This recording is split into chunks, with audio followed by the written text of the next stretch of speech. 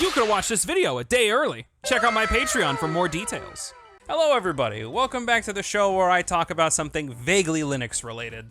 Today we're going to be talking about something that I honestly haven't seen a whole lot of people talk about, but maybe, I just haven't seen the topic. Anyway, we've all seen the Steam Deck, or at least I'm pretty sure most of you know what the Steam Deck is, like to some extent. It's a portable gaming device similar to the Nintendo Switch made by Valve, the company who runs and operates the platform Steam. And it's turned quite a number of heads in the gaming space, not just because it's a viable competitor, or seemingly viable competitor to the Nintendo Switch, but also because it's relying almost entirely on Linux as its software. And that's what got me interested. The whole reason this channel even exists in the context that it does right now, the reason I'm recording and streaming all this stuff off of Linux right now, is partially due to the Steam Deck. And while I am very excited for the prospect of owning a portable Linux-based gaming handheld, I gotta say that that's not the only thing that interests me when it comes to the Steam Deck. I'm interested in the hardware. I mean, I can't really hide that. But what has me more interested in the long run is the software, which is honestly kind of ironic because I'm not really much of a software guy, but here I am making this video. See, Valve is going to be using SteamOS 3 as the main software, which is actually a SKU of Arch Linux. It's basically what would happen if you just took a switch and threw Linux on it, which isn't exactly innovative stuff when you put it like that, but I think Valve is in a very unique position that can make this sort of hardware work. Now, if you're familiar with Valve and its few sort of tiptoes in the water when it comes to hardware manufacturing, you'd be familiar with something like this, the Steam controller, or the Steam machines, as they were called back then, that sold with one of these Steam controllers. And if you know about those, then you know that those sold fucking horribly. Alright, that hardware went nowhere. The Steam controller has been discontinued. You can't buy this anymore. You pretty much can only find this on eBay nowadays. And I foresee that trend happening again with the Steam Deck. I don't think the actual hardware of the Steam Deck is really going to go anywhere. Like, I think the Steam Deck's gonna come out, it's gonna be really cool for what it is, but I don't think it's going to be, like, really adopted by public gamers. I could be wrong, but that's just the way I see things happening. But where the hardware fails, I see the software going way, way further, similar to that of the Steam controller. See, if you've used a controller on Steam in the past, 2 years, then you would know that the controller support on Steam is pretty in-depth. You've got custom bindings, you've got support for all different kinds of controllers, you've got layers of bindings, you've got all this different type of software that you can use to make your controller experience your own and make it work as best as you can, as best as you want it, really. Even though this hardware failed, its software continued to be developed and continued to blossom into essentially the gold standard for controller support on PC. And with the Steam Deck, I see SteamOS 3 becoming a big thing. We're gonna go ahead and we're gonna turn our attention to this article I've got pulled up from 9 to 5 Linux. No idea if they're credible or not, but the ideas that are presented in this article have me thinking that my hypothesis has more truth in it than I initially thought. This article is essentially talking about how SteamOS is going to be available as a normal distro that anybody can just download and use on their computers. So we don't need to have a Steam Deck in order to be running SteamOS. SteamOS 3 is going to be based on Arch Linux, and it's going to come pre-bundled with KDE Plasma. As someone who's used KDE Plasma for the past, 4 months at this point, I am a bit nervous on that prospect. KDE Plasma isn't exactly the most stable DE when it comes to Linux DEs, but I can see Valve putting in the extra work to make it way more stable for the average user. And this article also mentions that Valve is going to be running what's called an immutable root file system, which, if you know Linux, that might be kind of a bad thing, kind of a good thing. If you don't know what that means and you're not a Linux user, it essentially means that if you're running Linux, you can enter in a couple commands and you have full access to root, or level 0, the kernel of your system. And you can pretty much do whatever you want.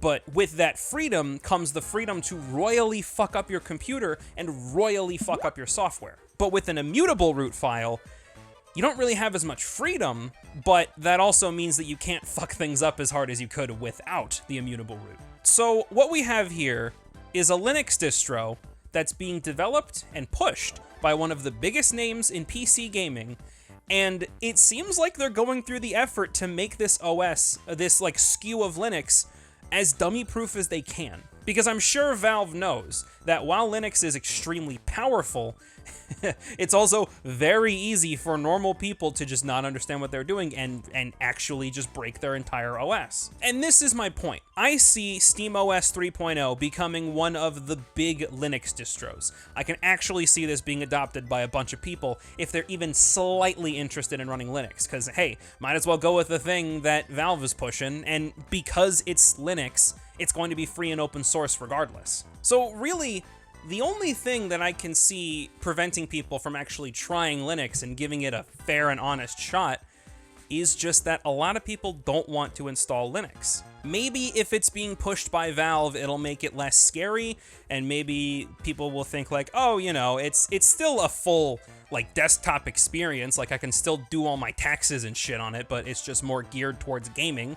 Maybe that'll make it less scary, I don't know. But I think where Valve can like really push this is in the sphere of pre-built computers. Okay, imagine this. Valve gives any pre-built PC manufacturer the ability to include SteamOS as an OS option when you're picking out a computer to buy on their site. Like, let's say you go to like Origin PC or fucking, I don't know, Alienware or whatever, and you're buying a pre-built. Let's say there's a little drop-down icon for, instead of choosing Windows 10 or Windows 11, you also have the SteamOS option. And because SteamOS is based off Arch Linux and Linux is free and open source, that could easily knock off like $100, maybe even more, off of your total bill of a pre-built PC. And it's not like manufacturers have anything to lose from adopting SteamOS. It's more just like, you know, which OS do you want to install? And you can just choose between Windows or SteamOS. Like, they don't have to pay for SteamOS licenses. I don't think Valve would charge for SteamOS licenses, though. I feel like they can see the writing on the wall and think that that would be kind of a bad move. So PC builders don't lose anything because they don't have to pay for any SteamOS licenses. Consumers actually save a little bit of money because they don't have to pay for Windows. And Valve gets more people into their ecosystem on their particular piece of software. I feel like that's a recipe to really give Microsoft and Windows as a whole a run for its money. And at the end of the day, that's what I want. I want people to understand that Linux is pretty much fine for gaming or whatever you need it to do, and you don't need to be shackled by Windows anymore. So, you know, I see this as a good thing. But Valve has to do the smart thing here. And whenever they're marketing SteamOS to people, like if they're making their fancy and well edited and smooth and clean advertising videos like they've done for Steam Deck or whatever, they have to keep not exactly not mention this, but they have to just like keep it to the background and not really like push it. Valve has to kind of not mention Linux a whole lot. I mean, obviously talk about it and make sure that if anybody's like really looking into this, they should understand that this is going to be Linux. But when they're doing that initial like push to people, they shouldn't mention Linux at all. Because I feel like mentioning Linux like in their big press releases, I think that might drive away users. Some people in the Linux community have an opinion that the most adopted version of Linux is the one that isn't called Linux. And that's actually entirely accurate. What is the most widely used version of Linux by any consumer market ever? Android. Android is Linux, but nobody calls it Linux. And I feel like Linux has this sort of like infamy that it's shackled to and constantly like held back by because, you know, a lot of the turbo nerd users like using Linux, and it's sort of gained this reputation of being like the hacker's OS, and it's the one that, you know, you need to be able to punch in all these command line prompts in order to do anything on your computer. And, you know, you and I know that that isn't the case, but, you know, fucking Daryl down the road who's just playing on his Xbox, he doesn't know the difference, right? So if he's getting into PC gaming and he goes on to Origin PC and he decides to buy a pre-built, because Lord help you if you try to build your own PC nowadays, and he sees this little box that says, well, wait a minute. See, I heard about Steam, and if I pick the SteamOS option, I save like $100. Why wouldn't you go for that kind of a deal? Now, I'm not saying to deceive people with this. I don't think that that is the route that Valve is going to be taking, but it would definitely, at least I feel like it would definitely do them a lot of good to not really mention Linux a whole lot when they're doing their big pushes, you know what I mean?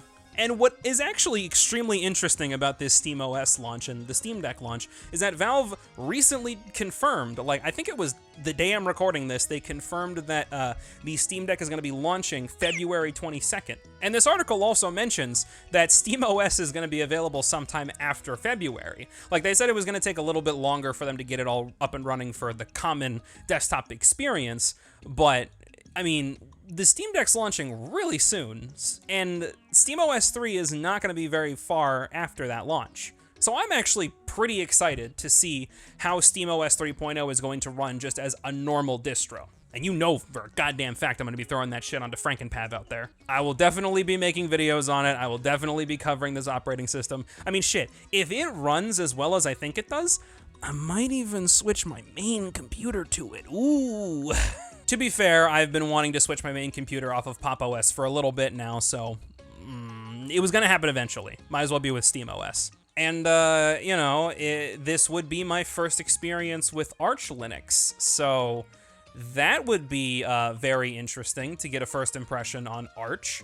However, I would like to know if the immutable root file system is, like, you're able to change that, because I actually like having access to root. And I'm sure a lot of other Linux users are going to echo this exact same sentiment. So while I think it is good for the normal people when they're using Linux to have the immutable root system, I think I'm like 90% sure there will still be an option out there for like regular Linux users to have the sort of traditional root system. And that's the one that I'm going to be interested in. I would also be like really interested to see just normal people's reactions to this. Like, I want to be able to give non-Linux users the opportunity to use this operating system and see like what they think about it and like how easy is it to use, how comfortable are you gaming on this, you know, what kind of tasks do you do in your everyday computing life, and see how that compares to something on SteamOS.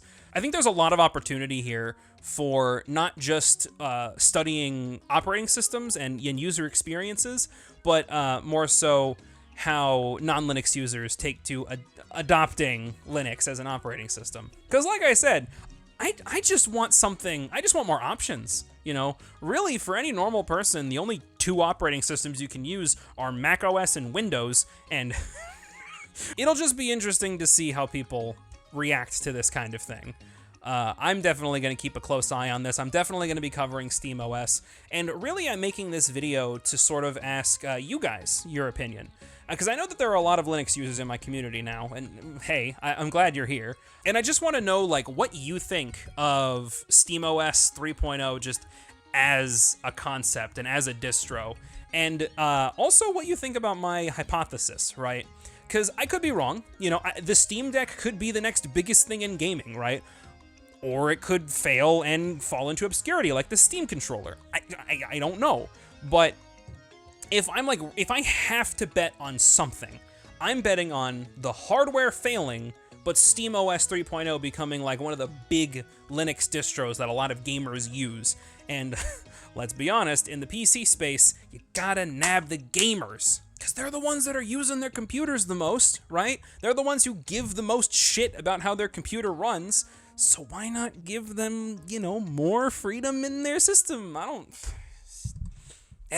So anyway, that's my opinion on the matter. This has kind of been a short video, mostly just one to sort of spark discussion, because I haven't really seen a ton of discussion on SteamOS just as a distribution.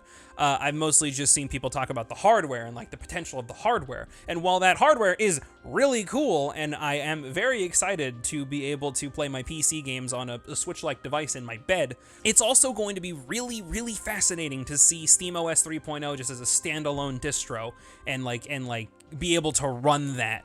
Like, I normally don't consider myself a software enthusiast. Like I said in the keyboard video, I'm more of a hardware enthusiast, and that fact still remains, like, in this discussion.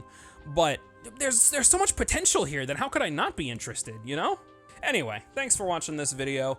I want to know what your opinion is. Go ahead and leave a comment down below. I'm going to respond to as many people as I can just to keep the discussion going. And at the end of this video, I would like to thank my patrons for giving me money and supporting me directly. If you want to become a patron and gain access to videos a whole day early, behind the scenes content, as well as bonus videos every week, you can go ahead and click the link either in the description or at the end of the video. And for this week's bonus video, we're gonna be doing a little bit of a dive into Pikmin, because I fucking love this series. Like, I love this series so goddamn much. And I'm gonna talk about all the games in the main series. We don't count Hey Pikmin. And I'm just gonna talk about sort of my history with the series and why it means so much to me, and what changed throughout all the iterations, and why I have 2 distinct copies of all 3 Pikmin games. I feel like that's an interesting story in and of itself, especially this motherfucker right here. This guy took a while to get, but, you know, we'll talk about that in the bonus video on Patreon. So yeah, with all that said, I'm still terrible at ending videos. Have a good day, everybody.